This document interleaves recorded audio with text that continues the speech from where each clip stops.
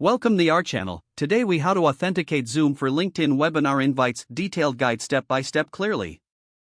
To authenticate Zoom for LinkedIn webinar invites, begin by logging into your Zoom account. Once logged in, navigate to the settings section on the left sidebar. Scroll down to find the meeting tab. Under this tab, locate the allow live streaming the meeting option. Toggle this feature on to enable live streaming options. Check the box for custom live streaming service if it appears. Next, go to the LinkedIn platform and sign in to your account. In LinkedIn, click on Work in the top right corner of the homepage. Select Events from the drop-down menu. Click on the Create Event button to initiate a new webinar setup. Fill in the necessary event details, including title, date, and time. In the Format section, choose Online.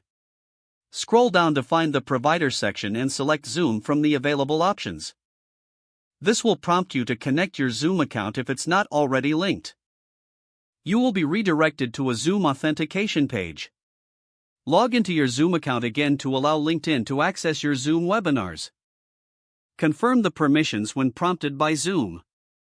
After authentication, you will be brought back to the LinkedIn event setup. Now, you can finalize any additional details for your webinar. Include a description, add speakers, and set registration options. Once all details are complete, click the Create button to finalize the event. Your Zoom account is now successfully authenticated for LinkedIn webinar invites. You can share the event link with potential attendees to promote your webinar. Make sure to monitor registrations and prepare for a successful presentation. This streamlined process helps connect your Zoom webinars with your LinkedIn audience effectively. If the page does not load, refresh the browser or try again in a private or incognito window. Make sure you are using the correct email address, then retype it carefully to avoid small typos.